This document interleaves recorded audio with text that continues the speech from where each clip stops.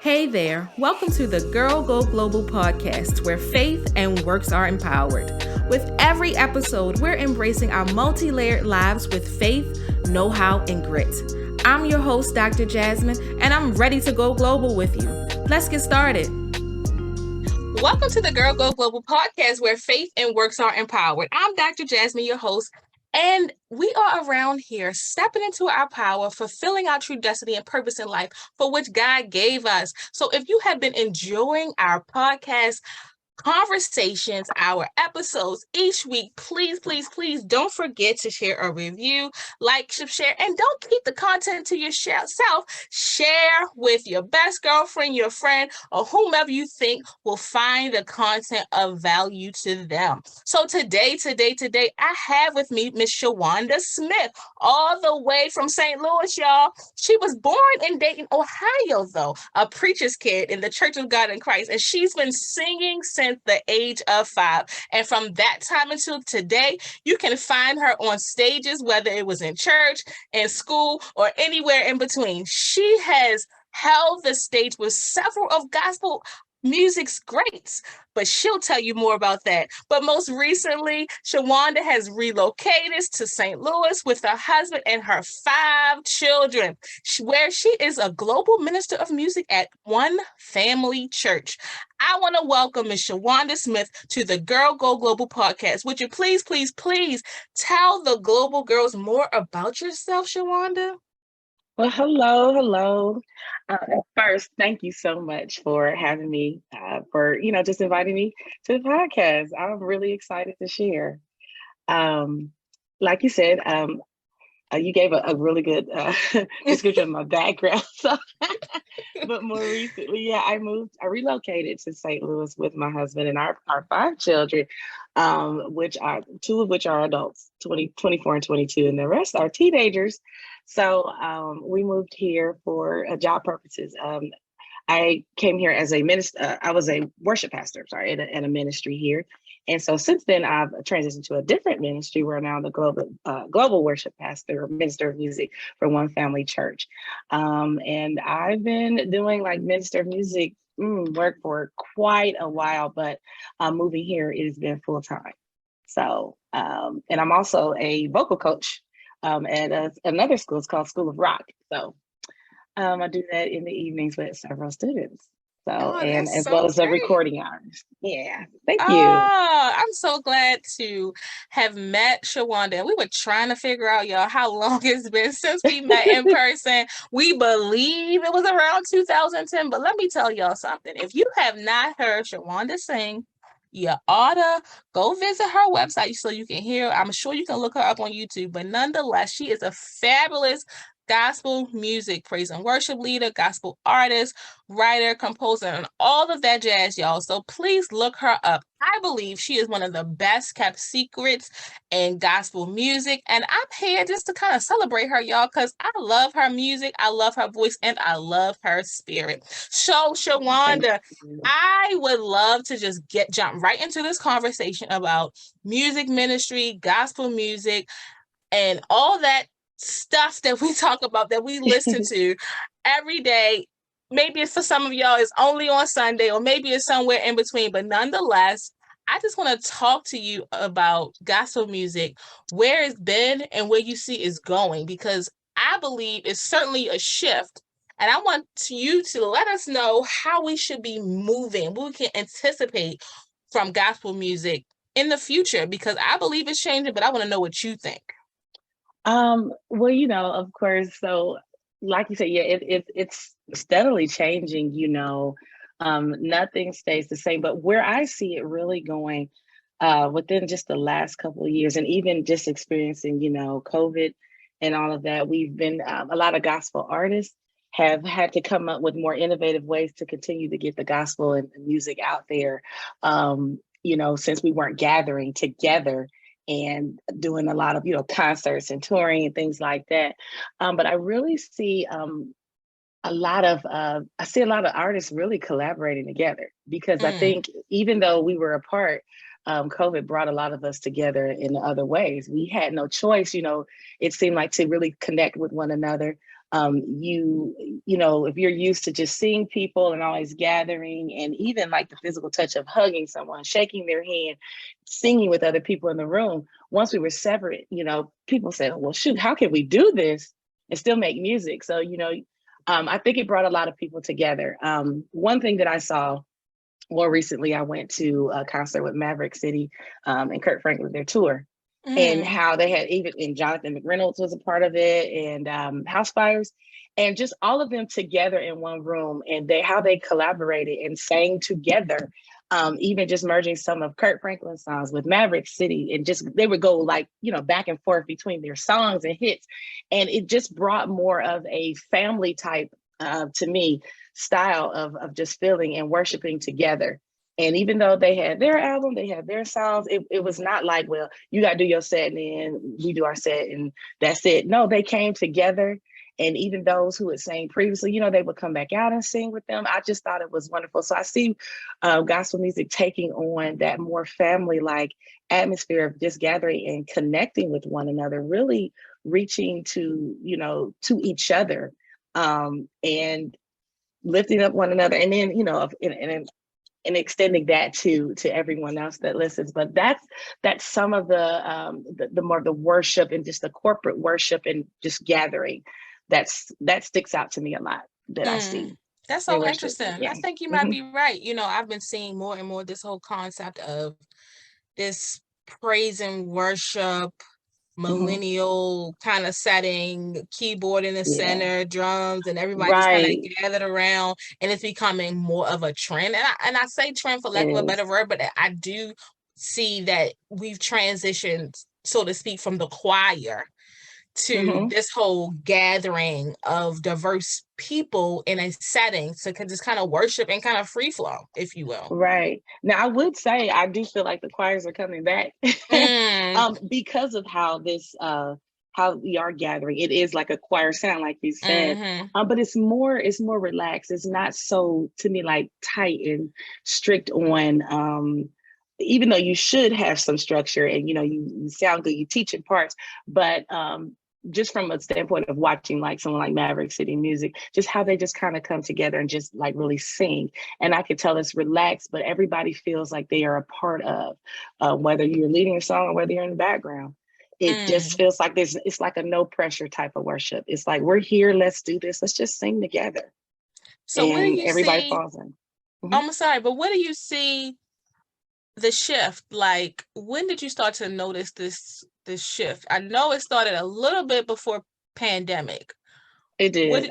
What do you see this shift from? It seems like, now this is just my observation as just a person who can't sing too well. I can't hold a note though, but I sang on the youth choir, have sang in some choirs, but not my jam. It's not my thing. It's not something I want to just, that's my ministry. You know what I mean? But we got the choir, and then we kind of transitioned to this whole praise and worship kind of feel with a few people up in the front of a church or a ministry singing, and then we shift to something different. Where did you start to see this new shift? I would say, I guess it was kind of before COVID, a little bit before COVID. It was, some of it was just a different way of, I guess, just expressing themselves musically. I think with the generation that is coming up in gospel music or in Christian music or whatever you call it, or music period, a lot of these younger people, and I'm gonna include myself, some of us have just kind of been behind the scenes and working on things. And I think in those moments or in those times where you're alone, or you just with a couple of friends and you just brainstorming, those are how ideas are developed. Those are how, you're doing things that are a little out the box. Not that it's intentional, you're just kind of trying things, or this is just the way you do it. And so I started seeing that shift, I would say like, somewhere around 2017, 2018, things just started coming out a little different from some of the newer artists. And I would say, it's just more of a reflection of how they've been spending their time. They've been behind the scenes working on music. Because, when you love something, no matter what it is, you're somewhere working on that. before it becomes, exposed to the world. You are somewhere, just, I don't know, in your basement recording, or you're in your basement drawing, or, painting pictures.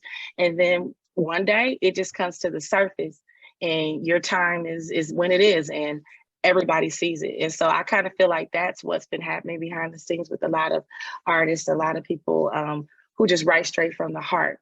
And this is what they've been doing. And so once it came out, a lot of people started catching on, because there are other people who were probably operating in that same way, and they could identify with it. I love that. You said when Mhm. you love something, you're somewhere working behind the scenes on it until Yeah. you are seen. That's so good. And Hmm. that's so true. Even for my craft, uh, sometimes people just think stuff just comes out of the air. You just show up one day and Right. you just started, but Right. they don't realize that you've been working behind the scenes in the shadows. In the if I was taking a text, I might say I was in the hidden. I was hidden. You know what I mean? So, Right. Right. Right. you Right. know, but that's so true. I Mhm. do believe that that's a great, great point, and you can really tell in the authenticity of what's being displayed or communicated or sang, if you will. You can tell in the glory that's revealed when people open their mouths to sing that they've been somewhere praying. They've been somewhere Right. hearing from God about Hmm. what he's saying that should be sang out in the earth, in the atmosphere at that time. If you That's feel what I'm right. saying. That's right. Yeah. Yeah. And sometimes your time may not come right away, but it's a blessing for those who hold on in the middle of the waiting period, no matter how long it may be. Because when it is your time, when God releases you, um, he does it. And so it's just a blessing that those hold on. And so when that time is set, and just like you said, what God has been speaking to them is releasing to the earth. So anybody that's listening, I advise you, if you're working on something, you feel like one day, when will it be my turn? Trust me, it'll come. Mm-hmm. And just keep, because often for me, I'm still waiting on that day. So, like you say, I'm a hidden secret. That's because that day is not yet arrived, but I do believe it is rather closer than it was even a year ago.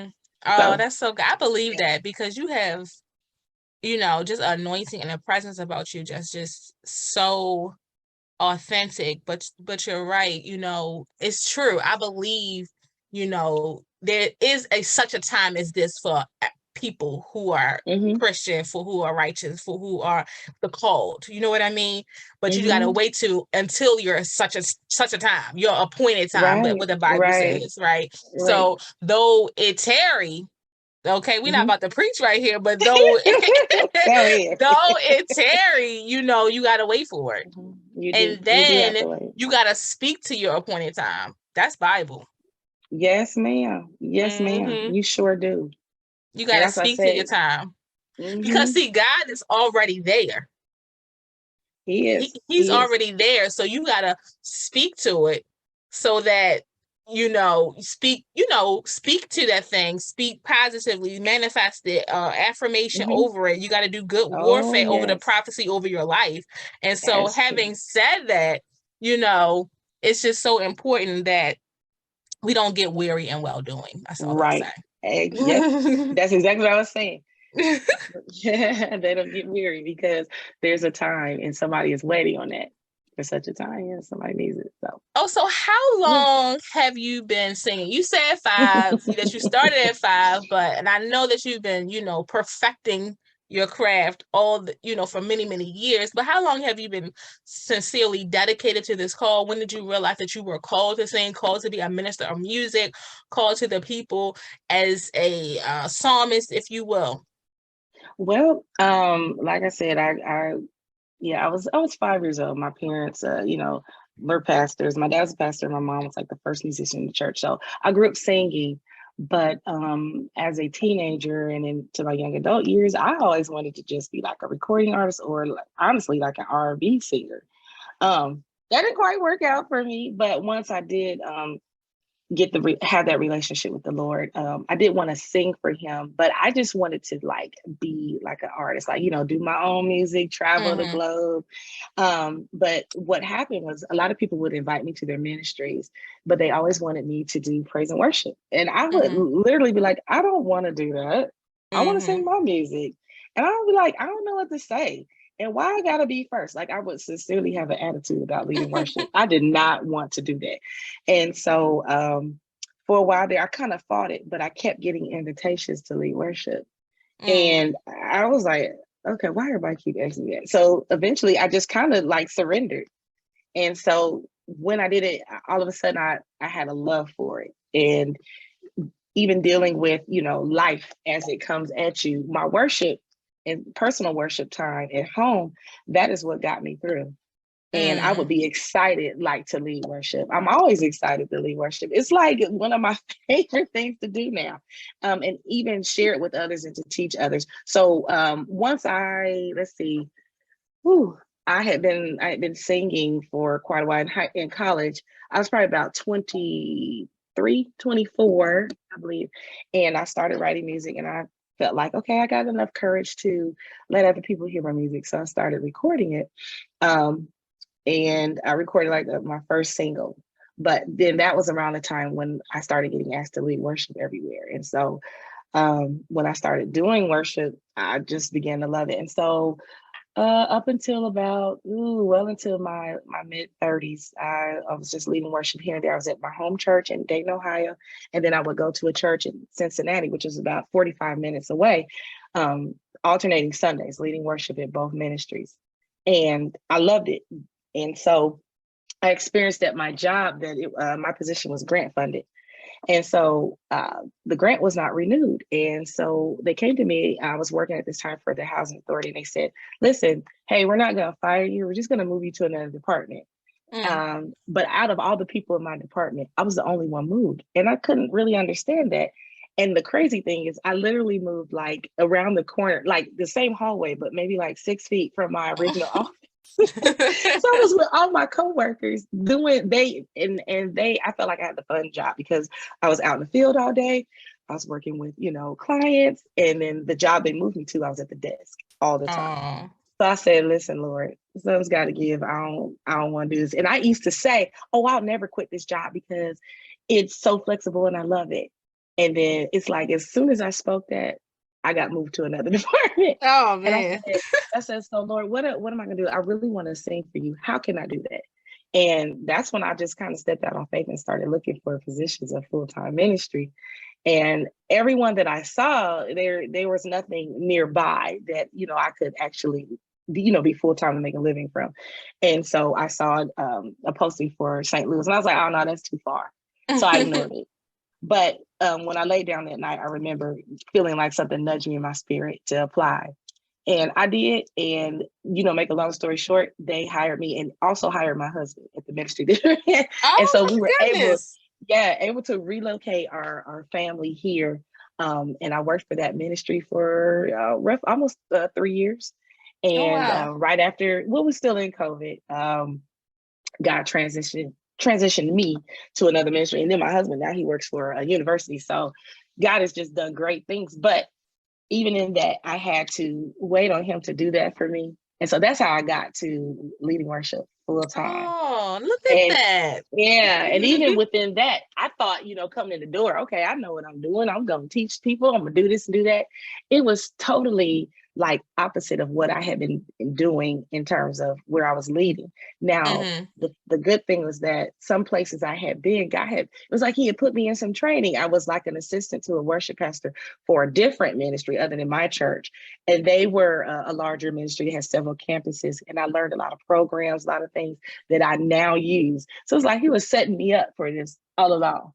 So, it's just a lot of technical things, like there's planning center, there's multi-tracks, there's churches that uses, things like that, in-ear monitors, your production side of things for larger ministries. A lot of those things the Lord allowed me to learn coming here. And so now at the ministry, I'm able to, impart that stuff to the team that's there. And I have two teams for the campuses, but it's been a blessing. Oh, So wow. Wow. Wow. Wow. Wow. That's such a great story. And so you are also a writer. Do you yes. sing any of your original music with the ministry? You know what? That's so funny. I do not. And it's not because I don't want to. It's so crazy. I almost don't remember to do that. And I've been asked that. They're like, you don't do any of your songs, and I'll be like, you know what? I don't, and I don't know why I never think of it. But I actually would like to. So I am a writer, and I have two albums that I've released. But there is a certain worship song that always comes to mind that I wrote. It's called "You Are Great." And I would love to teach that. And I think I'm going to work on that since you mentioned that. Mm, yeah.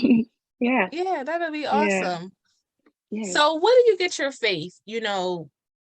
You started out one way, you had your own ideas about what you wanted Yeah. to do with your life. God Mhm. revealed, no, wait, there's more.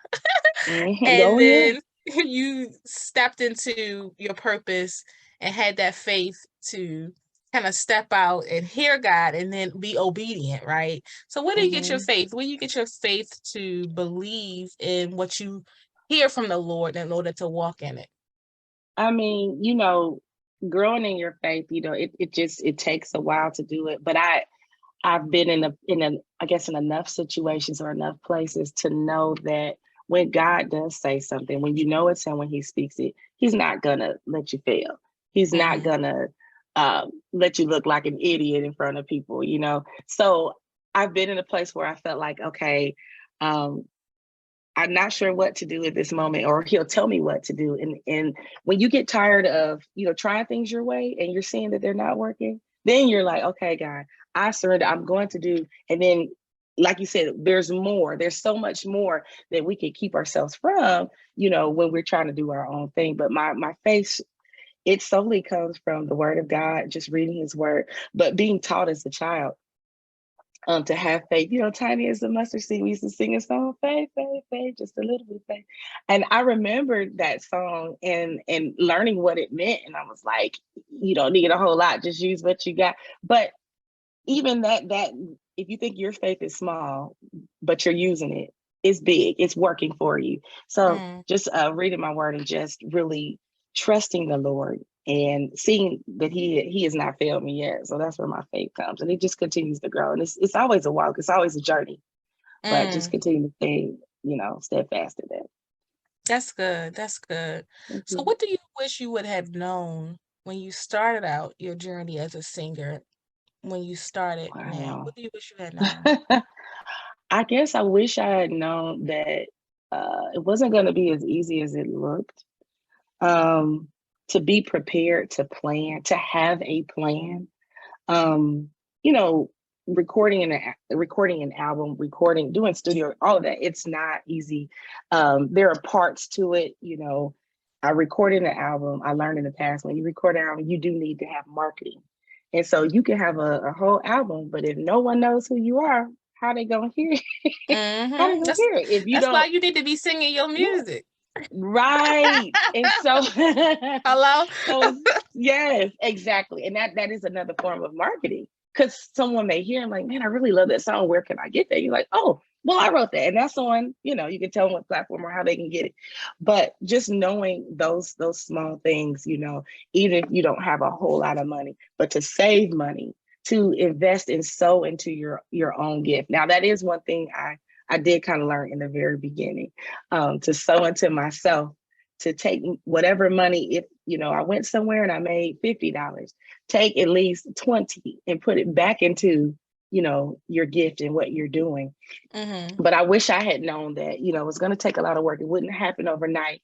um, and to just kind of build relationships with other people who are doing what you do, or who have exceeded where you are. You Mm, want to kind of be with people who's exceeded where you are at that moment, so you can have a goal to work towards. Because mm, sometimes it can become crabs in a barrel when you're with some other people you're all on the same level, and everybody wants to do this, everybody wants to make it, and nobody wants to support one another. So I wish I had learned that early on.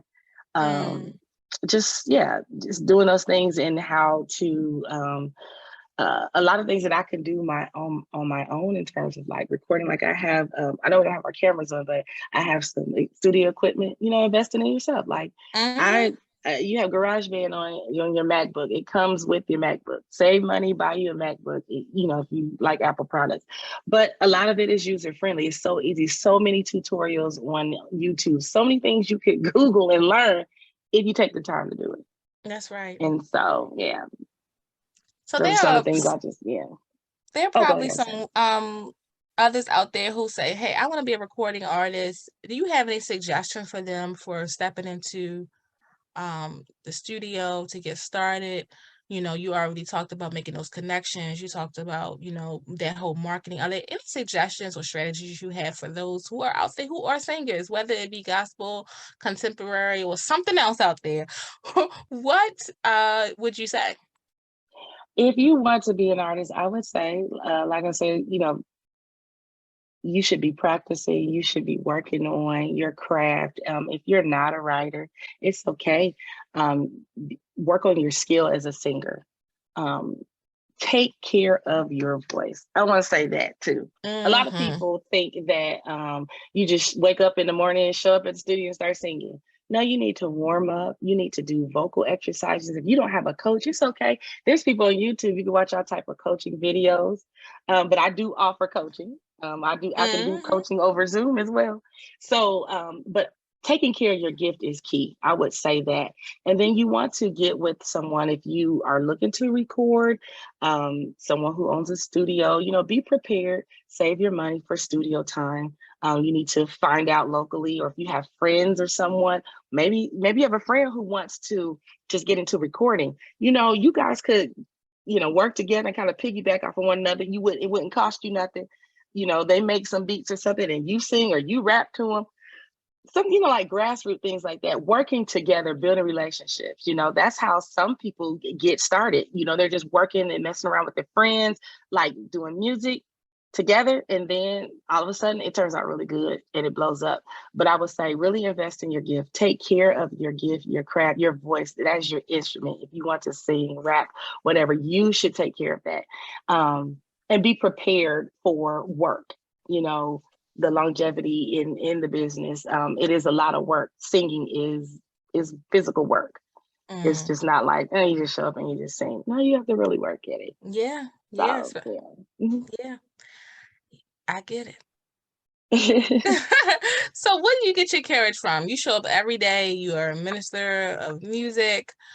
Where do you get your courage to keep going, to keep pressing in to your craft? Not only that, to say, hey, I still got this dream of being my own recording artist. Where do you get your courage to show up every day in that moment and live that? Yeah. Mm-hmm. So I'm gonna tell you, sometimes I want to just tuck my tail and go home.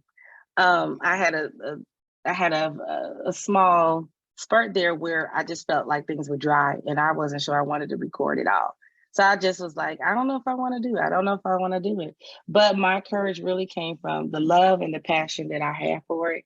And so I would actually really pray about, Lord, give me the courage to continue to work towards this goal. Um, just putting myself in position and preparing before the time gets here. So when the time arrives, I am ready.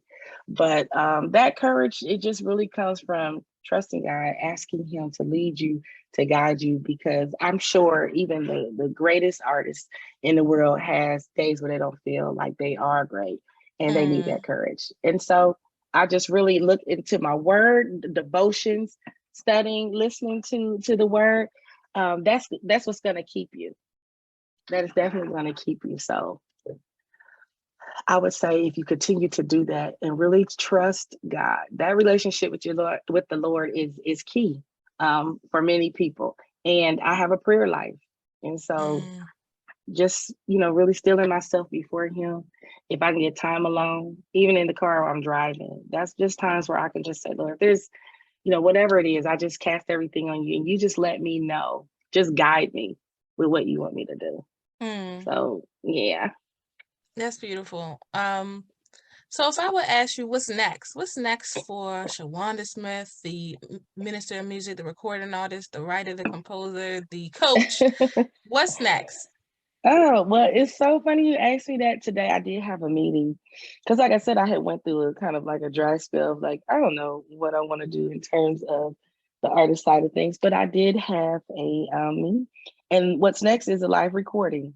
Mm, Even with being an artist, I discovered, and I think I knew this about myself, and this is something for other artists to hear out there. I know that I am a better artist, like in terms of recording a project live. When I am live on stage, when I'm doing everything, I am totally authentically Shawanda. I have the freedom to flow, the freedom to do, to sing musically. I just express it better. Now, when I'm in the studio, from start to finish, and I can come and patch something, and fix it or, lay an overdub. But mm-hmm. that pure, authentic feeling of being live, that's where I'm tapping into. So we're working on a live recording to come up here. Awesome. To be Awesome. done soon. Yeah. So I'm What's your really, really excited about it. what's your goal? When do you plan to record? We're looking at October to get started. And Oh so I'm wow. hoping to have the live recording. Yeah, I know me, and if I wait too late, it'll just, how time gets away. And it'll be Mm-hmm. like, oh well, if I set it for like the spring, it'll be the fall. I don't want to Mm-hmm. wait that long. And so I'm in the process of just trying to get some music together. I have songs that I've written. And I'm Mm-hmm. working with some other writers, and I really want to do this. I'm not going to rush it, but I don't want to prolong it. Gotcha. So you So, talking about October yeah, of this year, 2022? yeah, of this Okay. year. All right. I'm sure Yeah. you can do So it. You if, put if your mind to it. yeah, the Lord says the same. You'll hear about it. I'll send you information to let you know. Oh, sure. But Thank you. I just don't want to prolong the period. So yeah. Gotcha. That makes sense. If you feel that unction, I believe fully in Mhm. going with the flow. That's Yeah. flowing. How about that? so, Uh-huh. so when I say, what does it mean for girls to go global? What would you say? Man, for to go global, I think if you just stay true to who you are, your authentic self. I mean, I know we get ideas from other people, other places, but when you pull all that in and stay authentic to yourself, I believe people will take notice and it will make you global.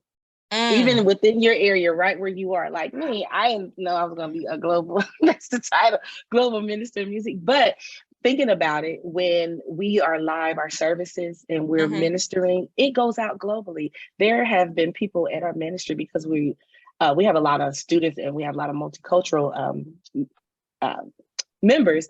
People mm-hmm. in China have been watching me sing. I had no idea, no idea. See there? China, Africa, other places, and they would say, "My parents really love to hear you sing," and it's like, what in the world? So you just never know the doors or even behind the scenes what God is doing.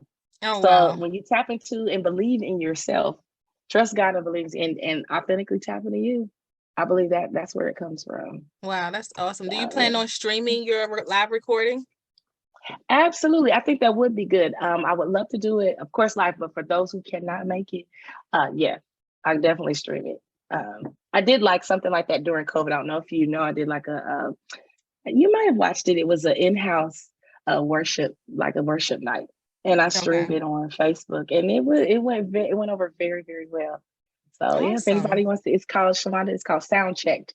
It's on YouTube. It's on Facebook. You just look me up. Awesome. Awesome. Awesome. I can't wait to see the manifestation of all that God has for you. Thank I'm just you. watching, in my little corner over here in Maryland. Uh, so I'm so excited for all that God will do in and through your life and for the way that He's already using you. So don't take that for granted. Never, never, never take that for Yes. granted. I've been talking with Miss Shawanda Smith, and she is a dynamic psalmist, minister of music, and all of the above. And if you're looking to connect with her, how can they connect with you, Shawanda? Oh, yeah, people can, you can reach out to me. You can find me on Instagram. My name is Shawanda, Shawanda _Smith on IG, or you can look me up on Facebook, Shawanda Smith. Also, I have an email. It's ministry of Shawanda at gmail.com. So you can contact me all of those ways. And you can also stream my music on any platform. I'm also on YouTube. So yeah, check me out. Yes, check her out, and don't forget to subscribe to her YouTube channel, y'all. And I'm sure you'll be blessed by her ministry. I've been talking to Miss Shawanda Smith. She's been great. She's awesome, and I love her ministry. And I'm so excited to sit on the sidelines and see all that God has for you. But today, that concludes our episode. This is the Girl Go Global community and podcast where faith and works are empowered. I hope you've been enjoying the content, and please stay tuned for more content. We'll be dropping episodes as consistently as possible. Girl Go Global.